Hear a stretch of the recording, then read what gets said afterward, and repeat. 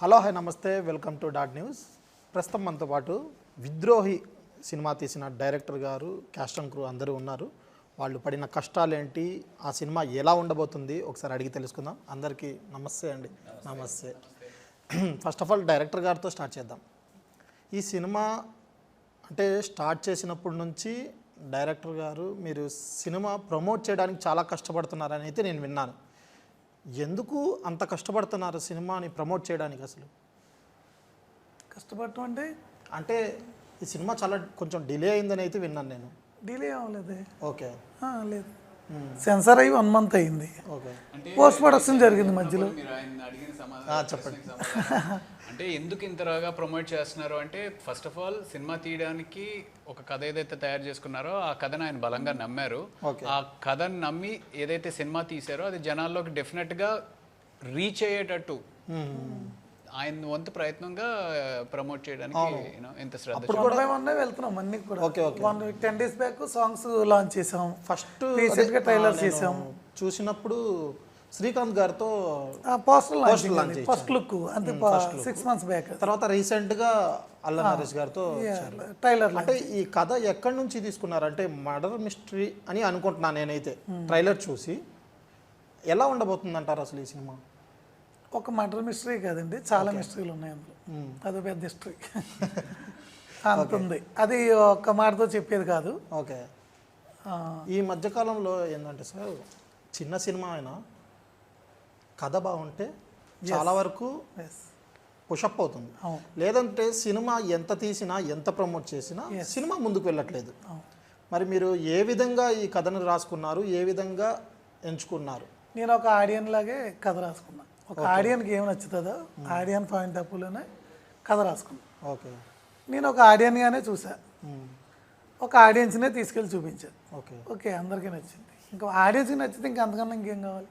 అవును. తర్వాత రవిప్రకాష్ గారికి మనం అడిగేంత ఇది లేదు, ఎందుకంటే మేము చెప్పొద్దు. ఆయన ఇండస్ట్రీలో ఒక 25 years నుంచి ఉన్నారనుకుంటా సార్. ఇండస్ట్రీలో 25 years నుంచి ఉన్నారు, కానీ ఫస్ట్లో హీరోగా చేశారు. కానీ ఎందుకు హీరోగానే కంటిన్యూ చేయలేదు? సైడ్ క్యారెక్టర్స్ లేదా ఎక్కువగా పోలీస్ క్యారెక్టర్స్ ఎంచుకుంటున్నారు, ఎందుకంటారు?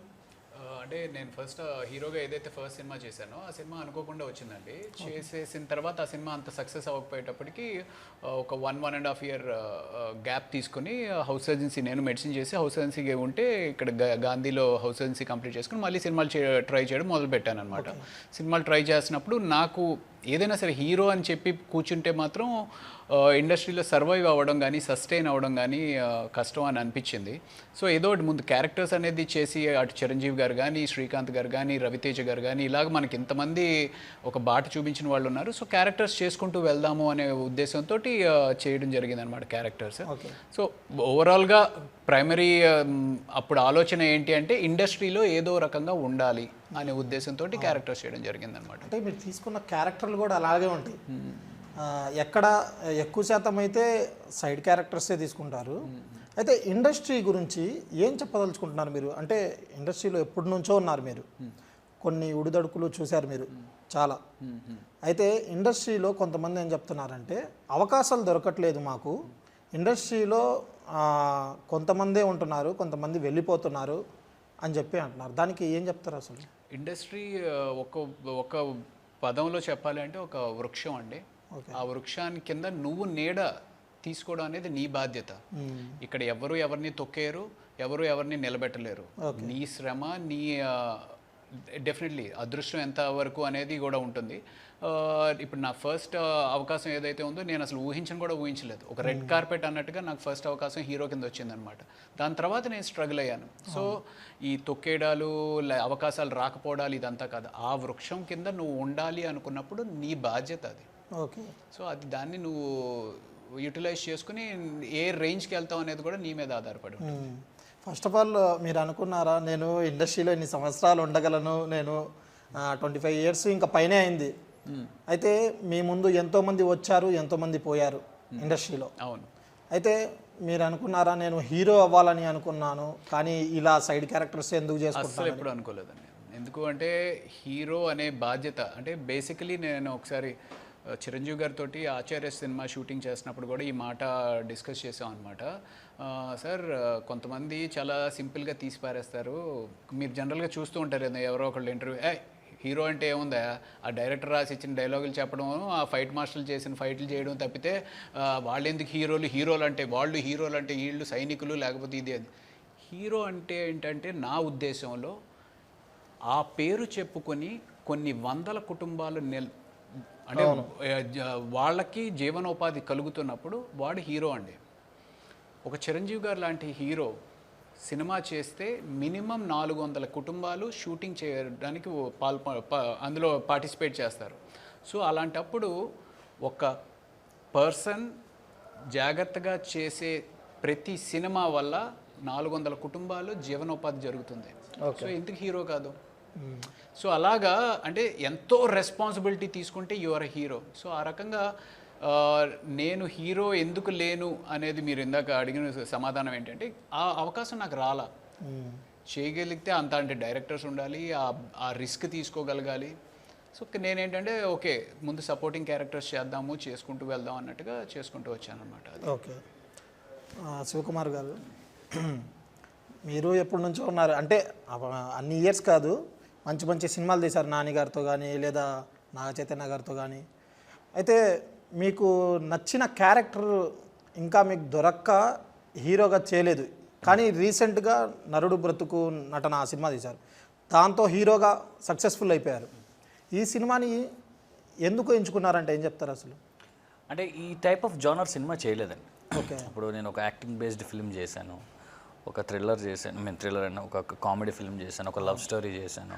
ఈ జానర్లో సినిమా ఎప్పటి నుంచి అనుకుంటున్నా ఈ జానర్లో ఒక సినిమా చేద్దామని. ఇలాగే నాకు సుబ్రహ్మణ్యం గారు పిలిచి కథ చెప్పటం టైంకి నాకు నచ్చింది. అది ఓకే మనం ఇలాంటి ఒక స్క్రిప్ట్ చేస్తే మన డిక్షనరీలో ఉంటుంది కదా, మన బుక్లో ఉంటుంది కదా అని ఇమ్మీడియట్గా టేక్ ఓవర్ చేశాను. ఓకే, డైరెక్టర్ గారు మీకు పిలిచి ఈ స్టోరీ ఇలా ఉంటుంది, మీ క్యారెక్టర్ ఇలా ఉంటుంది, మీరు చేస్తారా అని చెప్తే ఎమ్మటే ఓకే చేశారా, లేదంటే నేను ఆల్చుకొని చెప్తాను నేను మంచి క్యారెక్టర్ సార్ నువ్వు అక్కడే చెప్పేస్తానండి, ఎమ్మటే చెప్పేసి ఇమ్మీడియట్గా సార్. ఓకే, అంటే ఎలా ఉండబోతుంది అంటారు? మీరు ఇప్పుడు సక్సెస్లో ఉన్నారు, నాకు తెలిసి రెండో సక్సెస్ అనుకోవచ్చా ఈ సినిమాతో? పక్కా అండి. అంటే మేము ఈ సినిమా ఎస్పెషలీ మంచి ట్విస్ట్లు ఉంటాయి. అంటే స్టార్టింగ్ 5 minutesకే సినిమా ఎంగేజ్ అవుతుందండి. ఓకే, స్టార్టింగ్ 5 minutesకే మీరు కథలోకి వెళ్ళిపోతారు. లాస్ట్ మినిట్ వరకు అసలు ఏం జరుగుతుంది ఏంటి అవన్నీ కూడా బాగుంటుంది, చాలా బాగుంటుంది. ఓకే, తర్వాత హీరోయిన్ గారు హాయ్ అండి. మీరు చైల్డ్ ఆర్టిస్ట్గా చేశారా, కొన్ని సినిమాల్లో చేశారా? అంటే ఇప్పటికీ అప్పటికి కొంచెం డిఫరెన్స్ ఉంది. అయితే హీరోయిన్గా ఎందుకు మీరు చేస్తున్నారు? ఫస్ట్ ఫిలిం ఇది, మీకు ఏం నచ్చి చేస్తున్నారు దీంట్లో? క్యారెక్టరా లేదంటే ఫస్ట్ హీరోయిన్గా నాకు అవకాశం వచ్చింది నేను చేస్తానని వచ్చారా? హీరోయిన్గా రెండు అని చెప్పొచ్చండి. మెయిన్ లీడ్గా అంటే బేసిక్లీ నేను క్యారెక్టర్స్ ఎలా చూస్ చేసుకుంటానంటే ఆ క్యారెక్టర్కి నేను చెప్పినట్టు ఆ క్యారెక్టర్ ఆ ఫిలింలో ఉండడం, లేకపోతే ఫిలింలో ఏదో ఒక ఇన్కంప్లీట్నెస్ ఉండాలి. ఓకే, సో నా క్యారెక్టర్ లేకపోతే చాలా మిస్టరీస్ అనేవి సాల్వ్ అవ్వవు ఆ ఫిలింలో అనేది. సో నాకు క్యారెక్టర్ బేస్డ్గా చూస్ చేసుకున్నానండి నేను. నాకు ఒక డాక్టర్ క్యారెక్టర్ ప్లే చేశాను నేను. సో అందులో ఆ క్యారెక్టర్ ఏం చేస్తుందంటే ఇన్వెస్టిగేషన్స్లో రవి గారితో పోలీస్ ఆఫీసర్ ఆయనతో కలిసి తను పోలీస్ ఇన్వెస్టిగేషన్, నేను మెడికల్ ఇన్వెస్టిగేషన్ అలా చేస్తూ మెల్లిగా స్టోరీని అన్వీల్ చేయడం అనేది నా క్యారెక్టర్. సో క్యారెక్టర్ బేస్డ్గానే చూస్ చేస్తాను. ఓకే, అంటే హీరోయిన్స్కి ఈ మధ్యకాలంలో చాలా అంటే స్టోరీ నచ్చితే ఎవరైనా చేస్తారు, కానీ ఒక సినిమా హిట్ పడకపోతేనే చాలా ఇదైపోతున్నారు. అబ్బా నాకు రెండో అవకాశాలు రావు. మీరు ఇప్పుడు ఫస్ట్ సినిమా చేస్తున్నారు కదా, రెండో సినిమాకి ఈ సినిమాతో మంచి అవకాశాలు వస్తాయని అనుకుంటున్నారా మీరు? తప్పకుండా వస్తాయి అనుకుంటున్నారా? అంటే మీ రోల్ అలా ఉంటుందా అంటారా? ఉంటుందండి. ఓకే, ఇంకోటి ఏంటంటే మీరు ప్లేబ్యాక్ సింగర్ అని కూడా చెప్తున్నారు. మరి సింగర్గా ఏమైనా చూడొచ్చు కదా, హీరోయిన్గా ఎందుకు చేస్తున్నారంటే? అంటే సింగర్గా నేను భైరన్పల్లి అనే ఒక ఫిల్మ్లో ప్లేబ్యాక్ సాంగ్ పాడానండి, మై డెబ్యూ. సో నాకు బేసిక్లీ అంటే ఈ క్వశ్చన్ ఇలా కాకుండా నాకు ఎలా అడిగారంటే మీరు డాక్టర్ కదా, ఎందుకు ఇవన్నీ చక్కగా ఒక క్లినిక్ పెట్టుకొని అది అడిగితే బాగుండదు. సో తెలుసు అది కూడా, కానీ ఆన్సర్ ఇచ్చిన ఎక్కడైనా ఒకటే ఆన్సర్ అండి. నాకు అది నా ప్రొఫెషన్, ఇది నా ప్యాషన్. సింగింగ్ అయినా యాక్టింగ్ అయినా నేను సింగింగ్ అండ్ యాక్టింగ్ ప్యారలల్గా చేసుకుంటున్నాను. ప్రస్తుతానికి నా ప్రొఫెషన్కి కొంచెం పాజ్ ఇచ్చాను. నేను గ్రాడ్యుయేషన్ కంప్లీట్ చేసి ఇప్పుడు పాజ్ ఇచ్చాను. అంటే ఇండస్ట్రీలో కష్టాలు ఉంటాయి తెలుసు కదా మీకు. అవునండి, అవి నేను నిలబడతాను అని చెప్పి మీకు హోప్ ఉందా? ఉందండి. ఎందుకంటే కష్టపడతానండి. చాలా కష్టాలు ఉంటాయి హీరోయిన్గా చేయాలంటే. ఓకే డైరెక్టర్ గారు, ఇప్పుడు రీసెంట్గా చూసుకుంటే కొంతమంది డైరెక్టర్లు కథ రాసుకున్న తర్వాత సినిమా తీస్తున్నారు, ఓకే, ఆడియన్స్కి నచ్చకపోతే ఎందుకు హాల్స్కి రావట్లేదు అని ఒక క్వశ్చన్ మార్క్ ఉండిపోతుంది. ఎందుకు రావట్లేదు అంటారు అసలు ఆడియన్స్? ఇందులో 3 గ్రేడ్స్ ఉంటాయండి. ఇది పక్కా థియేటర్లోనే చూడాలని ఉంటుంది. 2 పర్లే ఇది ఓటీటీకి వచ్చాక చూడవచ్చు అని ఉంటుంది. 3 శాటిలైట్కి వచ్చాక చూడవచ్చు అని ఉంటుంది. అంటే అంత ఇంపార్టెంట్ ఇవ్వడు దానికి. అలా 3 గ్రేడ్స్ ఉంటాయి. పక్కాగా థియేటర్కి వెళ్ళి చిన్న లిటిల్ ఆర్ట్స్ వచ్చింది, చిన్న అబ్బాయి, అవును, కానీ అది థియేటర్కి వెళ్ళి ఎంజాయ్ చేయాలనుకున్నారు. అది కామెడీ అవ్వచ్చు, ఎంటర్టైన్మెంట్ అవ్వచ్చు. అందుకే థియేటర్కి ఎగబడి చూశారు. ఓకే. అంతే. అంటే కథ రాసుకునేటప్పుడే కొంతమంది చాలా కష్టపడి, ఎదుటోళ్ళకి తెలియదు సినిమా ఏముందిరా, అదేముందిరా, ఇదేముందిరా అని అందరు కామెంట్స్ చేస్తుంటారు. కానీ ఒకరు చేసేటప్పుడే ఆ కష్టం తెలుస్తుంది. ఆ కష్టాన్ని ఫలితమే ప్రజలు చూసి ఇది సినిమా బాగుంది అంటారు. అలాంటప్పుడు తృప్తిగా ఉంటుంది. కానీ మీరు సినిమా తీసిన తర్వాత కొంతమంది కామెంట్స్ చేస్తుంటారు, ఈడేంది ఇట్లా చేశాడు, ఈడేంది ఇట్లా చేశాడని. అలాంటి వాళ్ళు వాటికి ఏం చెప్తారు అసలు? మాకు అసలు ఇంతవరకు అటువంటి కామెంట్ రాలేదు. అంటే ఇప్పుడు మీరు తీశారు కదా, దీని తర్వాత అంటే కొంతమంది సినిమాలు తీస్తున్నారు కదా, సినిమాలు తీసిన తర్వాత ఏం అవగాహన కూడా లేదు వాళ్ళకి, లేకుండా కూడా వాళ్ళు అలా మాట్లాడతారు కదా, ఎందుకు అలా మాట్లాడతారంటారు? అవునండి, అతను నచ్చిలే మనం తీసినప్పుడు అతను అదే అంటాడు. మనకు నచ్చిలే వంట చేయనప్పుడు ఏంటి ఇలా వండాడు అంటాం, అంతే. ఓకే. రవిప్రకాష్ గారు, అల్లు అర్జున్ గారు, జూనియర్ ఎన్టీఆర్ గారు, లేదా మహేష్ బాబు గారు, అందరితో సినిమాలు చేస్తున్నారు మీరు. అంటే మీకు క్యారెక్టర్కి మాకు రవిప్రకాష్ గారే కావాలి ఆ క్యారెక్టర్కి అని చాలా డైరెక్టర్లు ఎంచుకొని అలా తీసుకుంటున్నారు. మీకు ఎందుకంటారు అసలు? అంటే ఎంచుకుని ఇప్పుడు మీరు చెప్పిన హీరోస్కి ఏంటంటే వాళ్ళతో పాటు ఒక రిలేషన్ కానీ లేకపోతే అదే ఏజ్ గ్రూప్లో సూట్ అయ్యే క్యారెక్టర్స్ ఏవైతే ఉంటే దానికోసం అని చెప్పి చెప్పడం జరుగుతుందండి. ఇంకా మరి డెఫినెట్గా ఆ ప్రశ్నకి ఆ డైరెక్టర్స్ అంటే సమాధానం కరెక్ట్గా వాళ్ళు అయితే చెప్తారు ఎందుకు రవినే. నా ఉద్దేశంలో వాళ్ళు ఎందుకు సెలెక్ట్ చేసుకుంటున్నారు అంటే నేను యూజువల్గా ఎక్కువ కాంట్రవర్సీస్కి పోను, చెప్పిన టైంకి వెళ్ళిపోతూ ఉంటాను, నా పని ఏదో నేను చేసుకుంటూ వెళ్ళిపోతూ ఉంటాను.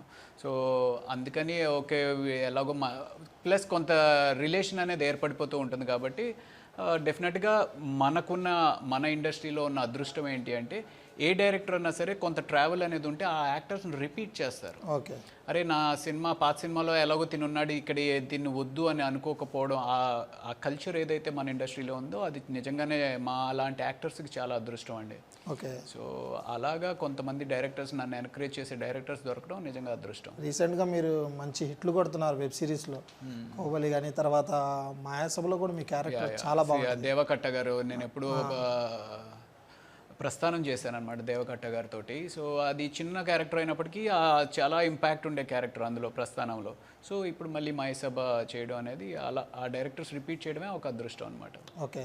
అంటే వచ్చే ఇంకా చాలా సినిమాలు ఉన్నాయి, కొన్ని సినిమాల్లో యాక్ట్ చేస్తున్నారు మీరు అని చెప్పి రివైండ్ చేయకూడదు. రైట్.